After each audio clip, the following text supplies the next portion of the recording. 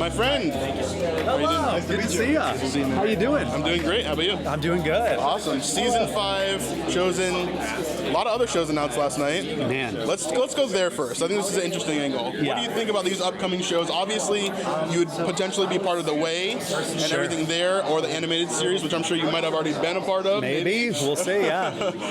And so what are your thoughts on these upcoming projects? What are you excited for and all that? I mean, honestly, we were just as surprised as everyone else to hear about most of them. Sure. We knew about a couple, like the animated series we had, most of us had kind of known about. And then with The Way, or the Book of Acts, we had heard whispers, and we had all been, assuming that something like that would be on the way. So that was not even intentional. Yeah. So it was fun to get official confirmation for that. But then the others with the Book of Joseph, or with Joseph and the Book of Moses, those were really, really exciting too. And I love a good cinematic universe. I'm a huge Marvel nerd. We may have even talked about that before. Yeah. But I'm excited to see the JCU unfold. Yeah, that's going to be awesome. We're really excited about the future of everything. But of course, first season 5, and then season 6, season 7. There's a lot of stuff coming up. Of course, the week of season 5 is Holy Week. There's a lot of activity that's happening there.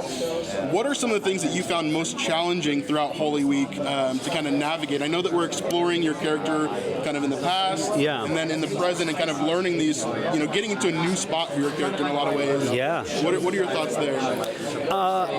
It was interesting. I think the interesting thing about season 5, most of the apostles, aside from Judas and that's an obvious arc that's happening in season 5, but most of the apostles, we've a lot of us have gone through our hardship, like the big thing that we're wrestling with, and that doesn't mean that we're done growing necessarily, but we've gone through the big hardship. We've done the growing we needed to do before all of this takes place, and now we're here. We're ready to face whatever's coming. But that doesn't mean that that they understand why it has to happen. It doesn't mean that they are okay with that. They're ready for it, but they're still kind of fighting it. Some of them might be a little bit in denial. Some of them might be pushing back against it. But they're all there together, and that's what matters. So I think for little James, he's still frustrated. He's still confused at why he wasn't healed, why Rama wasn't healed, why Jesus has to do what he's about to do. But he's like, I'm trusting you, but I don't like this. I don't want it to go like this. I wish all of these things happened differently. But we'll see what happens. And because he's loyal, he can't deny what he believes and what he's seen. But yeah, there's a lot of unanswered questions for them. Absolutely, yeah. And you're moving towards some interesting things. Obviously, moving towards the garden, moving towards the Last Supper, and all of that kind of stuff. Obviously, I'm sure you had an amazing experience at the Last Supper. Yeah. The Last Supper was such a beautiful experience. It was a whole week of just shooting that. Right. And I was just talking to someone else about how we didn't really have to prepare a whole lot emotionally going into it, because it's a scene where we're essentially saying goodbye to two characters, and in Jesus and Judas, and we in real life are in a way saying goodbye for a short time to Jonathan and Luke, and it's we're all going to remain friends long after the show's over, but there's Luke. But it's one of those things where we talked about on set that Luke, this is the last time that he's part of our group, and it's really sad. It was, so we didn't have to prepare emotionally for that. We just had to look at Luke and look at each other, and Hungry. You're hungry? We'll get you a snack right after this. Go eat your goldfish. Okay, we'll go to the bathroom. Anyway, but yeah, so we just had to look at each other, and we're immediately there emotionally. So it was it's a really sweet bond. That there's a lot of parallels between us in real life and the Apostles. apostles. Awesome. Well, thank you for your time. Of course, man. Thank you. It's always a Looking forward to pleasure. seeing 5S. Yeah, I'm excited. I can't wait to see the sneak peek, and I have no idea what it's going to be. Yeah. I can't wait. That'll be awesome. How are you doing? Good. My name's Brandon. So we met for the first time on set for Feeding the 5,000. Yes, I believe. Long time ago. Yeah. And this season obviously is a big season for you. Yes. Now, I think personally that The Chosen hinges on your character.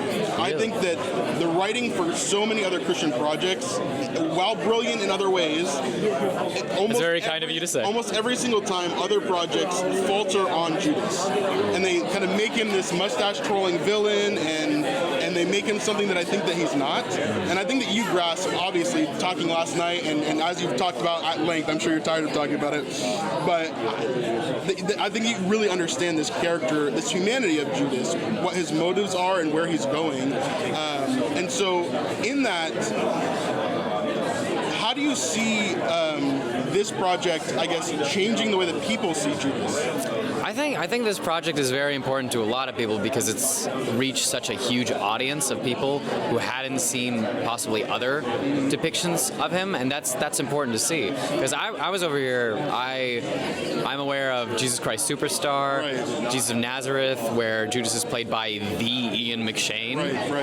and even smaller projects like the animated take on the Jesus story, Miracle Maker. Like these were all stories that depicted Judas as human. So it has existed before, and honestly, sometimes it's the more like obvious take. A lot of people, especially in more secular medias, can look at this character and take him in and appreciate him for who he is, which isn't a villain, but a tragedy. Like Grecian almost, a slave and a victim to fate. But what I love about this show, in realizing that its audience is someone who may not be familiar with these past projects, still takes its time to give such fan favorite and like lovely fanfare moments, but at the same time give Judas the time and respect that he deserves as a character to be believable and to be respected. Yeah. So you gave us an insight on Instagram about how you're waiting for 3 hours, and then they're only going to shoot the back of your head on set. Yes. Remember that? Oh, yes, I do. So explain to us a little bit of those dynamics. What are the days that you most are excited for, and what are the days that are kind of like, this is not the greatest? I think the days I'm most excited for are the days where I only have to shoot something in the morning and then I can go home before lunch. But those days, I think if you've seen any of the Skits and Bits interviews we did with the guys, that's a day like we call when we're deep background. They only shoot the back of your head, deep background, and you're gonna shove over there into the back corner. Those days are a little rough, but luckily you're with your friends, so it's easy work. Yeah. Well, I appreciate you, Luke. I think you're doing a service to the Christian media industry, which is a huge thing for me. It's my job. So love what you're doing. Keep on doing it, and we'll see you until we don't. Oh, no truer words have ever been said. Yeah. See you till I don't.